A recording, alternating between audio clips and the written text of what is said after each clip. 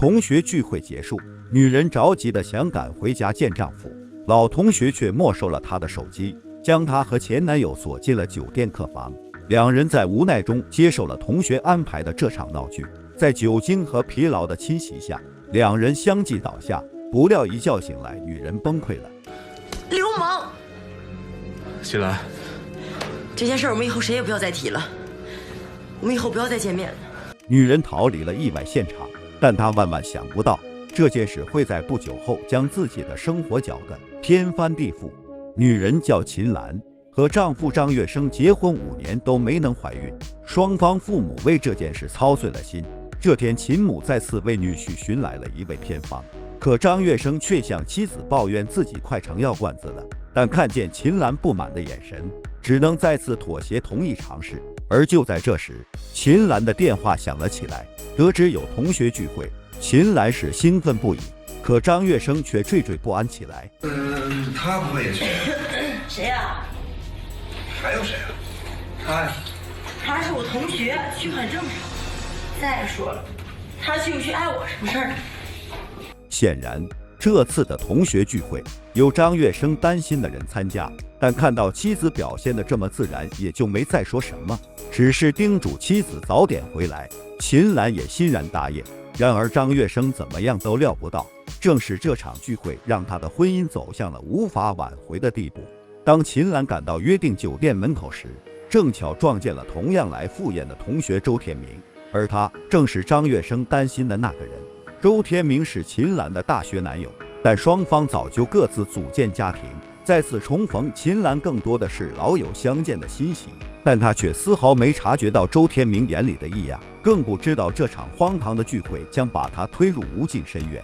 饭桌上几杯酒下肚，同学们热情高涨，于是就有人提出玩击筷子传手绢的游戏。敲击声停的时候，手绢传到谁那，谁就必须向大家坦白自己大学时的暗恋对象，如果那个人刚好在场，还要当场表白。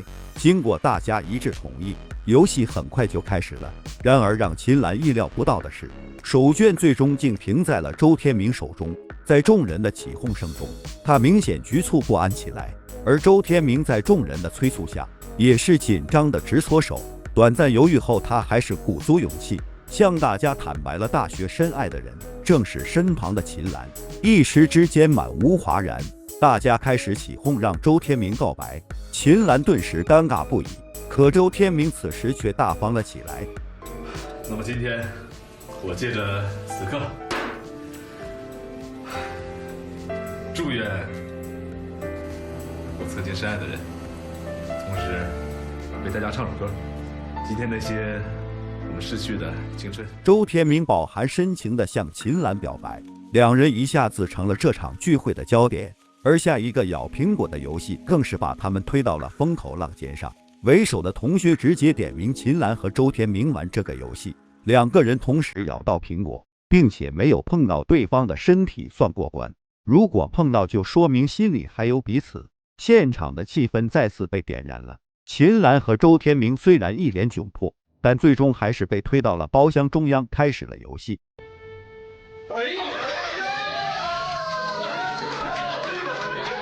聚会直到深夜才结束，不料这群同学并没有停止荒唐的闹剧。秦岚想赶回家，却被抢走了手机，众人竟直接把他们锁进了酒店客房，求助无援的两人共处一室，气氛顿时变得有些暧昧。而让秦岚意料不到的是，周天明竟然对自己旧情难忘。其实这么多年，我一直很想着你。放开！咱们都是有家室的人，你别这样。周天明差点把持不住，好在被秦岚一语点醒，慌忙道歉。为了缓解尴尬，他开始在房间里来回走动，但在酒精和疲劳的侵袭下，周天明很快先倒下了。而不知道过了多久，秦岚也支持不住了。他们本以为会相安无事的度过一晚，然而事情的发展却早已超出了他们的控制。第二天一早，秦岚醒来时，发现自己和周天明竟然衣裳不整的相拥在一起。惊恐中，她慌忙套上了衣服，质问周天明对自己做了什么，但周天明却是一脸困惑，称自己并没有对他做出不轨的举动。可眼前赤裸裸的一切又让他百口莫辩。愤怒的秦岚当即就扇了周天明一巴掌，警告他要把这件事烂在肚子里，并且要断绝彼此的来往。说完就匆忙离开，留下一脸疑惑的周天明愣在原地。而当秦岚回到家时，张月生已经在客厅等了他一晚上了。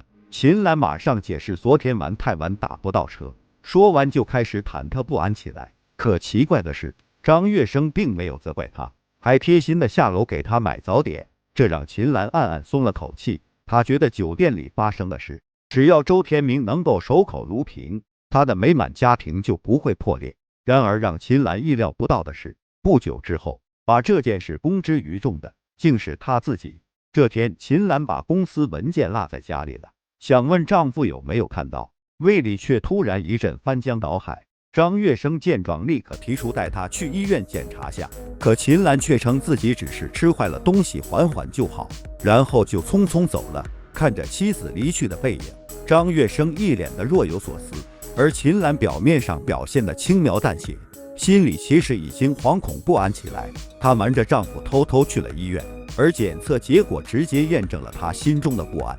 看着自己已经怀孕的报告单，秦岚不知所措，听到门外有动静，立刻把报告单藏到了枕头底下，不料还是被丈夫发现了。秦岚神色慌张的模样顿时让张月生心生疑虑。趁着妻子不注意，他眼疾手快抽出了枕头下的那张纸。知道妻子怀孕后，张月生震惊了，而抬头看见秦岚躲闪的眼神后，瞬间又明白了一切。他不敢相信地质问妻子孩子的父亲是谁，但秦岚却不自然地告诉他孩子当然是他俩的。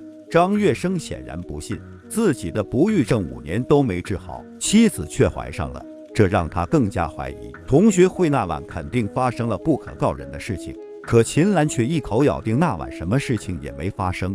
到底是谁啊？是不是他？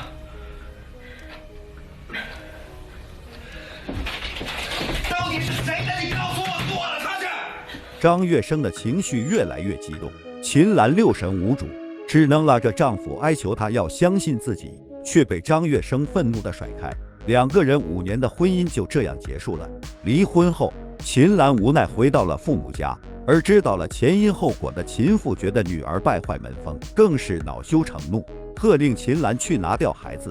为了挽回张月生，秦岚不得不答应父亲的要求。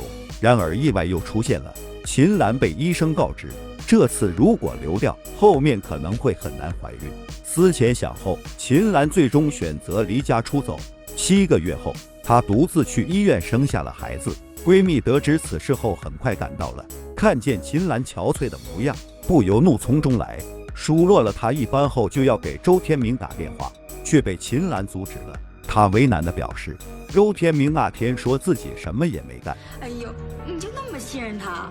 我跟你说，这男人的话都是老太太牙齿，有多少是真的？再说了，这孩子生下来了，什么奶粉、尿布都得花钱。哎，我跟你说，有人统计过啊，一个孩子从出生到大学100万都不够，哪有那么多钱呀？在闺蜜的劝说下，秦岚动摇了。而接到电话的周天明起先还一头雾水，但听到孩子之后突然意识到什么，他很快赶到了医院。看见秦岚抱着孩子后，周天明确认了心中的猜想，他满脸悔意地扇了自己一巴掌，向秦岚道歉，并表示自己会承担起应有的责任。说着就从衣袋里掏出银行卡递给秦岚，承诺以后会照顾好他们母女2人。可秦岚的闺蜜又紧跟着质问周天明要如何处理自己原本的家庭。周天明顿时为难起来，但为了给秦岚一个交代，周天明最终还是决定和妻子离婚，并跟秦岚一起承担起了抚养孩子的义务。很快，2人原本混乱的生活慢慢步入了正轨。然而平静的生活却没有维持多久，事情再一次发生了令人意想不到的变化。在一次意外当中，女儿珊珊受伤，失血过多，急需输血。可当周天明急急忙忙赶来医院配血时，医生却一脸疑惑地质问2人是不是女孩的亲生父母，因为血型根本匹配不上。这让秦岚和周天明震惊了。周天明在不安中和女儿珊珊做了亲子鉴定，结果却让他崩溃了。根据鉴定报告显示，周天明和珊珊之间确实并不存在血缘关系。不可能，不可能，肯定是你们搞错了。我就是孩子父亲，我就是孩子父亲。对不起，先生，请不要激动，您只能根据鉴定结果进行判断。周天明无法接受这残酷的事实，他失魂落魄地回到家里，把真相告诉了秦岚。秦岚也惊诧不已，但与此同时，他再次陷入到纠结的漩涡当中。秦岚觉得自己于情于理应该告诉张月生这件事，毕竟他很可能才是孩子的亲生父亲。可周天明并不想把一手抚养大的孩子让出去，他让秦岚要对这件事保密。但秦岚经过一段时间的挣扎后，还是鼓足勇气拨通了张月生的电话，希望张月生也跟珊珊做一份亲子鉴定。得知珊珊竟是自己的女儿，张月生为自己当年误会妻子而懊悔不已，但同时也为自己有孩子的事感到激动万分。他迫不及待地向秦岚的父母道歉，并决定当天下午就跟秦岚去做亲子鉴定。几天之后，医生证实了自己和珊珊的父女关系。张月生顿时心潮澎湃，他兴奋地转头看向了珊珊。我终于有孩子了。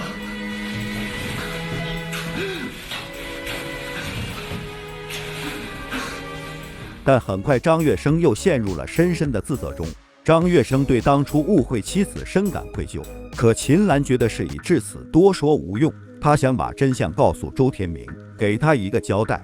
可张月生心里却暗暗有了别的想法。如今的他还是单身一人，他认为孩子既然是自己的，理所应当要和自己一起生活。但是对于周天明来说，情感上无论如何都接受不了珊珊叫别人爸爸。可他怎么样都想不到，这天张月生竟然直接找上门，两个人顿时剑拔弩张起来。张月生想要周天明离开秦岚和孩子，他表示会弥补周天明这些年对他们母女的付出，这让周天明感到又愤怒又可笑。他痛斥张月生当初抛弃妻子，但张月生却直言自己现在后悔了，希望周天明能成全他，让他一家团聚。可张月生的话却让周天明更加愤恨。是啊，夫妻恩爱，有个好孩子。我告诉你，我当年就有这一切。我是为了秦岚和她肚子里的孩子，我放弃了这一切。现在你跟我说这些，这么说你是不肯退出了呗？让我退出可以，除非我死。周天明的决心并没有吓退张月生，他表示自己还会再来的。两人不欢而散。而在家忐忑不安的秦岚看见周天明失落的回来，是满脸愧疚。他向周天明坦白，这件事是自己告诉张月生的。可周天明此时在乎的是秦岚的想法。我想说，感谢你照顾我和珊珊这么多年，可毕竟他才是珊珊的爸爸。秦岚的说辞让周天明失望了，但他还是不死心地问秦岚到底是选他还是张月生。结果秦岚又犹豫着跑开了，这让周天明心伤不已。而第二天张月生就再次找上门来了，他发疯似的冲进屋子，四处寻找秦岚母女，可找了一圈都不见人影。他愤怒地质问周天明是不是把母女俩藏起来了。周天明也不甘示弱，表示自己可以报警告他私闯民宅。报警啊！报去！我在这等着，你敢吗？警察来了，我就说你拐带妇女儿童。珊珊是我的孩子，你没有必要霸占。还有秦岚，6年前你诱骗了她，我还没找你算账呢。看在你养孩子的份上，我饶了你。快说你到底把他们藏哪了？张月生的话让周天明火冒三丈，他怒斥张月生当初对秦岚母女的不管不顾，可张月生仍步步紧逼要他交出孩子。而周天明此时也彻底失去了理智，在被推倒的那一瞬间，他的目光落在了那把锋利的水果刀上。当周天明清醒过来时，张月生已经倒在了地上。周天明慌忙跑下楼求救，而不久后，他又落寞地走向了派出所。同学聚会上的一场闹剧，让卷入事件的每一个人都付出了惨重的代价。如果夫妻双方都多一点信任和担当，朋友之间少一点无中生有的推波助澜和玩笑，或许就不会发生这样的人生悲剧了。好了，本期内容就到这里，喜欢的欢迎长按点赞加关注，我们下期再见。